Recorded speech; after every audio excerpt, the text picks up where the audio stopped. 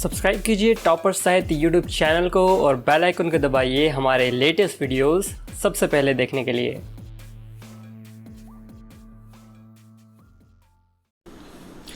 नमस्कार दोस्तों, मैं प्रदीप भारद्वाज टॉपर साहित्य चैनल पर आप सभी का स्वागत करता हूं। सभी को नमस्ते, सभी को राम राम। देखिए, आज ये नेक्स्ट सीरीज है मॉक टेस्ट सीरीज की। इससे पहले भी काफी सीरीज हो चुकी हैं और प्लीज उन्हें भी आप बार बार देखिए और लिखिए ताकि आपको याद हो जाए। आपका टाइम वेस्ट ना करते हुए चलते पहले क्वेश्चन की ओर। पहला क्वेश्चन आपके सामने आ चुका है। साहित्य के इतिहास के लिए इतिहास दर्शन संज्ञा का प्रयोग किस विद्वान ने किया है? Option number A Grierson, option number B Voltaire, option number C doctor Nagendra, option number D Acharya Ramchandra Shukla. तो राइट आंसर क्या होगा, एक बार टैली कर लेते हैं, देखते हैं कौन सबसे पहले सही आंसर देता है। देखिए यहां पर आपके सामने ऑप्शन 4 है और राइट आंसर को एक बार टैली कर लें, जिसका भी ऑप्शन नंबर बी वो क्या है, सही। वोल्टेयर ने क्या किया था, साहित्य के इतिहास के लिए इतिहास दर्शन संज्ञा का प्रयोग किया था। ओके, अब चलते हैं अगले क्वेश्चन की ओर। अगला क्वेश्चन आपके सामने है, जबकि ध्यान से देखिए, ये कई बार एग्जाम में डिट्टो पूछी जाती है। जबकि प्रत्येक देश का साहित्य वहां की जनता की चित्तवृत्ति का संचित क्या होता है, प्रतिबिंब होता है।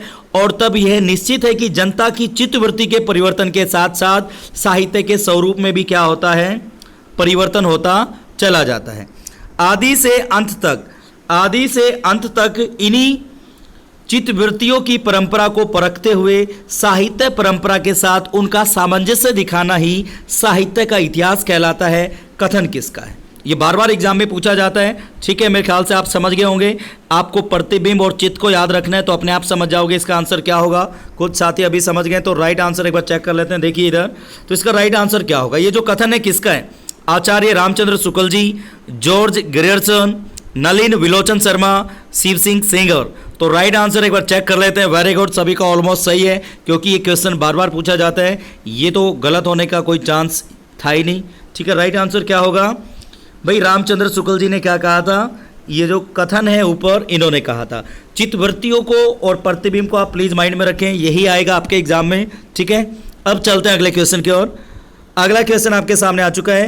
हिंदी साहित्य, ध्यान से देखिए, हिंदी साहित्य के इतिहास लेखन का सर्वप्रथम प्रयास किस विद्वान द्वारा किया गया? देखिए 2004 में पूछा गया था और ये क्वेश्चन तो कई बार वैसे भी एग्जाम में आया हुआ है। तो बताइए भाई, हिंदी साहित्य के इतिहास लेखन का सर्वप्रथम प्रयास किस विद्वान द्वारा किया गया? Grierson, Garcin de Tassy, William Jones, Ramchandra Shukla. तो इसका राइट आंसर टैली कर लेते हैं। ये भी सभी का बिल्कुल सही जा रहा है, एक आध को छोड़कर। देखिए, जो बिल्कुल साहित्य को पहली बार पढ़ रहा है उससे गड़बड़ हो सकती है, अदरवाइज ये सबको याद हो चुका और पहले भी मैं इनको बता चुका हूं।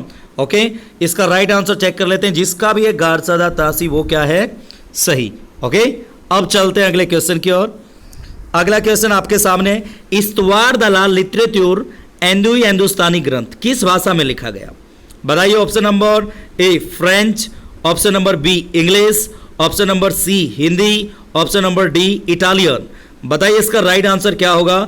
इस्तवार दलाल लिटरेचर एंडुई हिंदुस्तानी किसने लिखा? ये तो सभी को पता चल गया, अभी मैंने बताया था आपको। फटाफट कमेंट कर दें किसने लिखा था। इसका आंसर आपके सामने है। वैसे देखते हैं भाई, फ्रेंच में लिखा गया या इंग्लिश में, इटालियन में, हिंदी में या फिर फ्रांसीसी भाषा में, ऐसा भी हो सकता है। अब तो आंसर मिल ही गया होगा। देखिए, इस्तवार दलाल लिटरेचर एंडुई हिंदुस्तानी किसने लिखा था? गार्सा दत्तासी ने। कब? कमेंट कर दें। ये भी बता चुका हूँ, पढ़ा चुका हूँ, कितने भागों में सब कुछ समझा चुका हूँ। पहली वीडियो हमारी गार्सा दत्तासी के ऊपर थी। ठीक है, अब इसका आंसर क्या होगा? फ्रेंच। फ्रेंच की जगह एग्जाम में क्या मिलेगा हमें? फ्रांसीसी मिल सकता है, तो इसे भी आप दिमाग में रखेंगे। फ्रेंच और फ्रांसीसी दोनों एक ही बात है। ओके, अब चलते हैं अगले क्वेश्चन की ओर। देखिए अगला क्वेश्चन, इसका आंसर भी आप सभी को पता है। इस्तवार दलाल लिटरेचर एंडुई हिंदुस्तानी नामक इतिहास ग्रंथ के लेखक कौन है? भाई ग्रियर्सन है, या फिर मिस्र बंधु हैं, या फिर गार्सा दत्तासी हैं, या वोल्टेयर हैं। What will be the right answer? फटाफट आंसर दीजिए, क्वेश्चन और ज़्यादा आएंगे धीरे धीरे। हाँ जी, वेरी गुड। तो यहाँ पर अपने आंसर को टैली कर लें एक बार, जिसका भी ऑप्शन नंबर सी गार्सा दत्तासी वो क्या है, सही। अब चलते हैं अगले क्वेश्चन की ओर। और इंपॉर्टेंट क्वेश्चन, केवल अतीत ही वर्तमान को प्रभावित नहीं करता, वर्तमान भी अतीत को प्रभावित करता है। इतिहास लेखन के प्रयोजन के संदर्भ में यह उक्ति किसकी है? बताइए, टी.एस. इलियट या रामचंद्र शुक्ल या जॉर्ज लुकाच या श्याम सुंदर दास? तो राइट आंसर एक बार चेक कर लेते हैं, देखते हैं कौन इसका सबसे पहले आंसर देगा। और ये कई बार मैं आपको समझा चुका हूँ, बता चुका हूँ, और ये क्वेश्चन एग्जाम में आने की पूरी उम्मीद है। तो इसका राइट आंसर देखिए, जिसका भी ऑप्शन नंबर ए के टी.एस. इलियट ने क्या कहा था? केवल अतीत ही वर्तमान को प्रभावित नहीं करता, वर्तमान भी अतीत को प्रभावित करता। लिखते रहिए, रिवाइज करते रहिए, याद हो जाएगा। ओके, अब चलते हैं अगले क्वेश्चन की ओर। अगला क्वेश्चन आपके सामने आ चुका है। सन 1888 ईस्वी में एशियाटिक सोसाइटी ऑफ बंगाल की पत्रिका के विशेषांक के रूप में हिंदी साहित्य के किस इतिहास ग्रंथ का प्रकाशन हुआ था? बताइए, फटाफट आंसर दीजिए। देखिए, जो मेरे पर्सनल नोट्स हैं उनमें से मैं आपको पढ़ा रहा हूँ और यहाँ से क्वेश्चन पक्का आएंगे, ठीक है? प्लीज़ इन्हें ध्यान से लिखें और समझें। बताइए, मिसर बंधु विनोद, ईश्वर दलाल लिटरेचर एंदुई हिंदुस्तानी, या फिर ऑप्शन नंबर सी हिंदी साहित्य का इतिहास शुक्ल जी का जो है, या the modern vernacular literature of Hindustan. कहीं कहीं आपको मिलेगा the modern vernacular literature of northern Hindustan. तो दोनों ही नाम आपको मिलेंगे, कंफ्यूज मत होना। लेकिन राइट आंसर इसका क्या होगा? बताइए फटाफट आंसर दीजिए, इसका राइट आंसर क्या होगा? वेरी गुड, कुछ बच्चे थोड़ा सा कंफ्यूज हो चुके हैं, तो इसका राइट आंसर एक बार चेक कर लेते हैं, जिसका भी option number D the modern vernacular literature of Hindustan, ये क्या होगा? Right answer. अब चलते हैं अगले क्वेश्चन की ओर। अगला क्वेश्चन आपके सामने आ चुका है। देखिए, यहां पर बताना आपको, ग्रियर्सन के इतिहास के विषय में निम्न में से कौन सा कथन सही नहीं है? बताइए जी। पहला है, ग्रंथ को काल खंडों में विभक्त किया गया है। ऑप्शन बी है, प्रत्येक अध्याय काल विशेष का सूचक है। इस ग्रंथ में आधार स्रोतों का उल्लेख किया गया है। ऑप्शन नंबर डी, काल विभाजन नहीं किया गया है। तो इंपॉर्टेंट क्वेश्चन है, मोस्ट इंपॉर्टेंट क्वेश्चन है। देखते हैं कौन सा कथन सही नहीं है। बताइए फटाफट। हम एक नहीं, यहां पर ध्यान से देखेंगे, नहीं को देखना है, फिर आंसर देना है। बताइए अब आपका आंसर क्या होगा? फटाफट देखिए, यहाँ पर आंसर चेक कर लें एक बार, थोड़े से कंफ्यूज हो चुके हो। तो जिसका भी ऑप्शन नंबर डी है, मतलब काल विभाजन नहीं किया गया। देखिए, ग्रियर्सन ने काल विभाजन किया था, ये पता आपको। देखिए, कहीं कहीं मिलेगा 11 अध्याय में, कहीं कहीं मिलेगा 12। ओके, तो ये दोनों ये भी विवादित प्रश्न है। अकॉर्डिंग टू क्वेश्चन हम इसका आंसर देंगे। ओके, अब चलते हैं अगले क्वेश्चन की ओर। हो गया? Very good. किसका सही था कमेंट कर दें, किसका सही था फटाफट बताइए। वेरी गुड, जिनका भी सही था, वेरी गुड। अगला क्वेश्चन देखिए, 84 वैष्णवन की वार्ता, 252 वैष्णवन की वार्ता, भक्तमाल आदि को निम्नलिखित में से किस तत्वों के अभाव के कारण साहित्य का इतिहास नहीं माना जा सकता? बताइए कौन से, क्या आंसर होगा? ऑप्शन नंबर ए, काल क्रम एवं सन संवत, योगीन चेतना, प्रवृत्ति विश्लेषण, या उक्त तीनों के अभाव के कारण। मैं आपको बता दूं, ये मोस्ट इंपॉर्टेंट क्वेश्चन है और अल्टीमेट क्वेश्चन है, प्लीज इसे नोट जरूर कर लेंगे। फिर से रिपीट कर देता हूं क्वेश्चन को, हो सकता है आपको समझ में ना आया हो। देखिए, 84 वैष्णवन की वार्ता और 252 वैष्णवन की वार्ता और भक्तमाल की अगर बात करें, नाभादास की है। 252 और 84 गोकुलदास, ये बिल्कुल आपको याद होना चाहिए। ओके, तो ये इनको इतिहास क्यों नहीं माना जाता भाई? क्या रीजन रहा? पहला, कालक्रम एवं सन संवत, या फिर योगीन चेतना, या प्रवृत्ति विश्लेषण, या फिर उक्त तीनों के अभाव के कारण।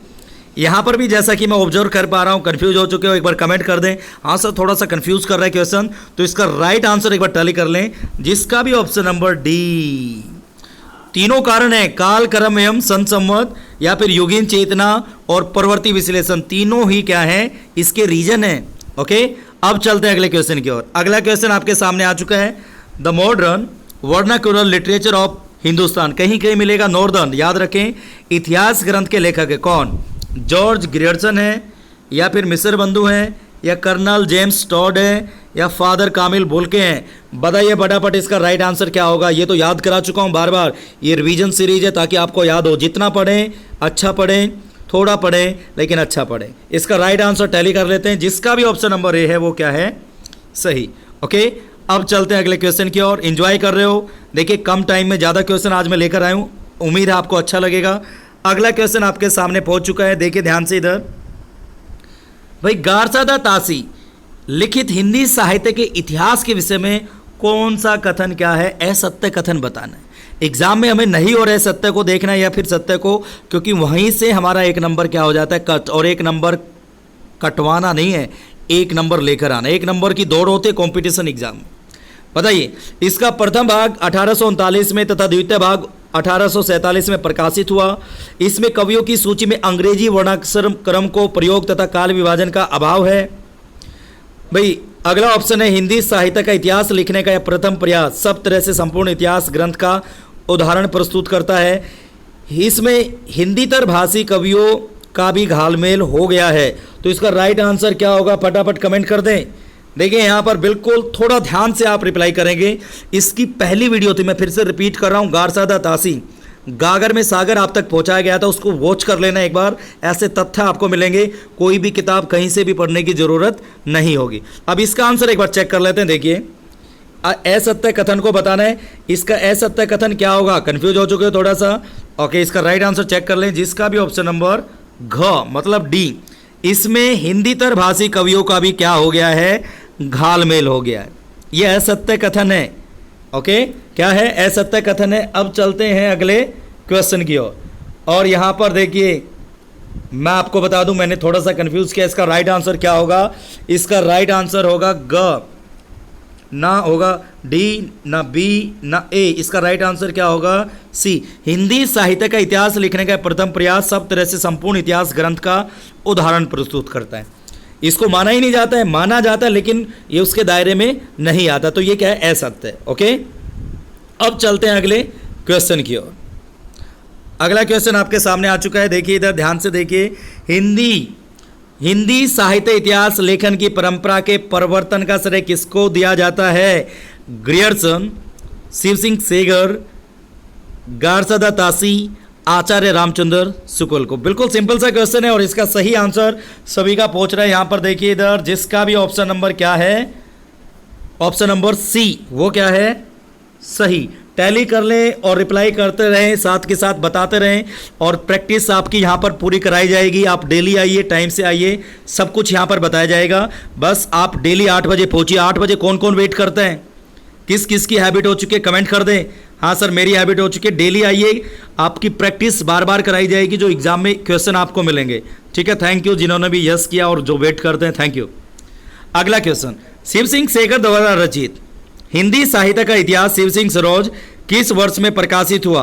भाई सन 1850 ईस्वी, सन 1873 ईस्वी, सन 1863 ईस्वी, सन 1883 ईस्वी।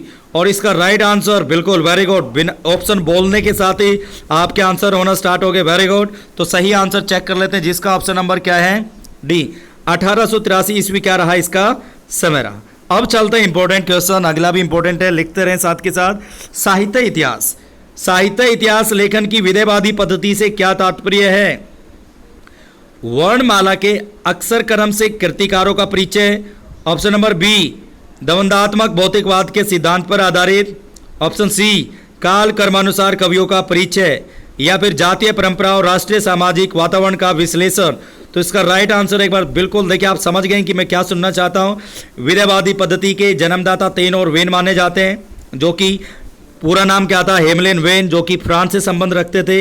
ये भी आप याद रखेंगे। दूसरा, एक और चीज मैंने आपको पहली बार बताई थी, क्या कि गारसादा तासी को भाई विधेयवादी पद्धति का प्रवर्तक माना है। इतिहास लिखने में किसने, प्रोफेसर नलिन विलोचन शर्मा ने।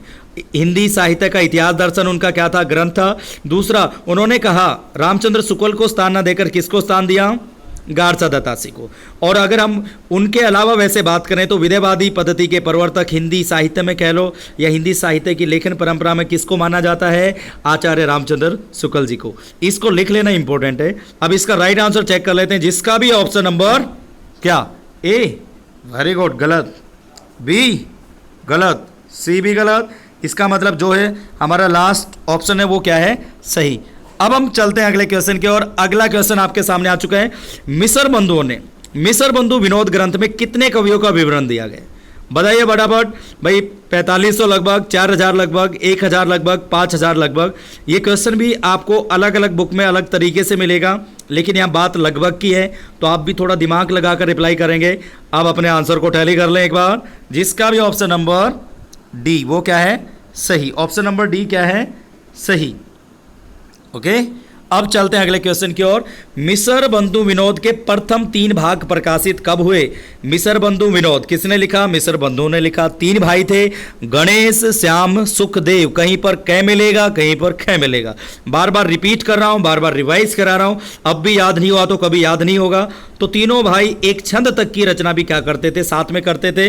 तो भाई इसके 3 भाग कब प्रकाशित हुए? प्रथम 3 भाग की बात है। तो यहां पर भाई ऑप्शन नंबर ए 1813 ईस्वी, ऑप्शन नंबर बी 1903 ईस्वी, ऑप्शन नंबर सी 1914 ईस्वी, ऑप्शन नंबर डी 1913 ईस्वी। तो राइट आंसर चेक कर लें एक बार, जिसका भी ऑप्शन नंबर डी वो क्या है? सही, 1913 ईस्वी।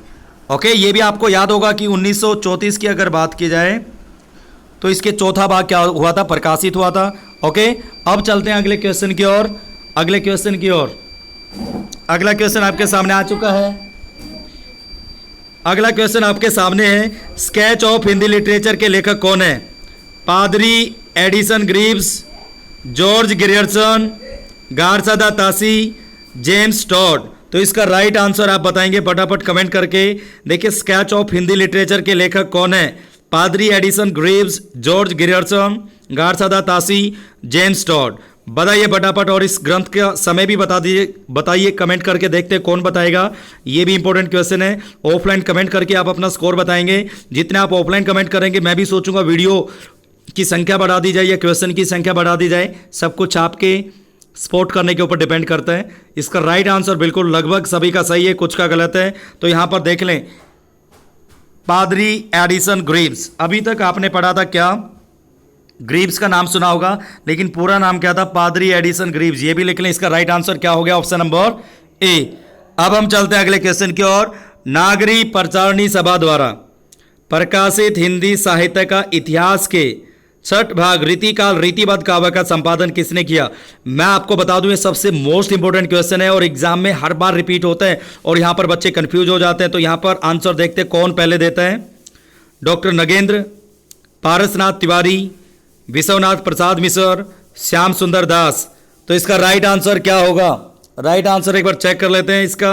देखिए, लगभग सभी का सही जा रहा है, कुछ कंफ्यूज हैं। तो राइट आंसर टैली कर लें, जिसका भी ऑप्शन नंबर ए डॉक्टर नगेंद्र वो क्या है? सही है। अब चलते हैं अगले क्वेश्चन की ओर। इंपॉर्टेंट क्वेश्चन है ये भी, और एक बार कमेंट कर दें ऐसी मॉक टेस्ट सीरीज आपको चाहिए डेली 8 बजे। ट्रिक की साहित्य सीरीज भी चल रही है, और जैसे ही 1000 सब्सक्राइबर हो जाएंगे लाइव सेशन आपका लिया जाएगा। बिल्कुल अच्छी क्लास होगी आपकी, और शुरुआत से करेंगे, लेकिन 1000 सब्सक्राइबर होने तक मैं लाइव नहीं आ सकता। अब आप सपोर्ट करेंगे, साथ देंगे, तो हो सकता है जल्दी से लाइव सेशन लिए जाएं और स्टूडियो से आपकी क्लास होंगी। तो आगे देखिए, इधर अगला क्वेश्चन आपके सामने है। हिंदी साहित्य का वृहद इतिहास किस संस्था द्वारा प्रकाशित किया जा रहा है? हिंदी साहित्य सम्मेलन प्रयाग, नागरी प्रचारणी सभा काशी, वर्धा विश्वविद्यालय या केंद्रीय हिंदी संस्थान। तो इसका राइट आंसर देखते हैं कौन सबसे पहले देगा। सिंपल सा क्वेश्चन है और इसे बिल्कुल आप याद रखेंगे और एग्जाम में बिल्कुल आएगा, मैं आपको बता रहा हूं। तो राइट आंसर टैली कर लें एक बार, क्योंकि कम टाइम में ज़्यादा बताना है। जिसका भी ऑप्शन नंबर क्या है? बी, नागरी प्रचारणी सभा काशी। ओके, अब चलते हैं अगले क्वेश्चन की ओर। एक बार पहले कमेंट कर दें, एंजॉय कर रहे हो आप? ऑफलाइन कमेंट कौन कौन करेगा ये भी बता दें। ऑफलाइन कमेंट नहीं करते हो, क्वेश्चन नंबर डालकर ही आप आंसर दें। अगला क्वेश्चन आपके सामने पहुंच चुका है। मिसर बंधुओं द्वारा लिखित हिंदी साहित्य का इतिहास से संबंधित ग्रंथ है कौन सा? हिंदी नवरत्न, हिंदी साहित्य, मिसर बंधु विनोद, शिव सिंह सरोज। तो राइट आंसर क्या होगा इसका? फटाफट कमेंट कर दें और बताइए फटाफट। भाई यहाँ पर कंफ्यूज हो सकते हैं आप, बताइए फटाफट। ये मैं बता चुका हूँ दोनों ही। राइट आंसर को टैली कर लें एक बार। जिसका भी है मिसर बंधु विनोद वो क्या है? सही। अब यहाँ पर एक और चीज़ देखिए, हिंदी नवरत्न किसने लिखी थी? मिसर बंधु ने लिखी थी। ये भी एक रचना, इसके अंदर मिसर बंधु विनोद के 3 भागों का वर्णन मिलता है। कितने भागों का? 3 भागों का। इसे भी आप दिमाग में रखेंगे। ओके, उम्मीद है कि आज का सेशन अच्छा लगा। ऑफलाइन कमेंट करना और वीडियो को जितना उसके शेयर करना। जैसे 1000 सब्सक्राइबर होंगे लाइव आऊँगा और कुछ ना कुछ डेली आपके लिए लेकर आऊँगा। प्रॉमिस कर रहा हूँ मैं आपसे, ठीक है? आप भी प्रॉमिस करिए, शेयर कीजिए और अपने फ्रेंड्स को बताइए। Okay, thanks for watching it and have a cool day.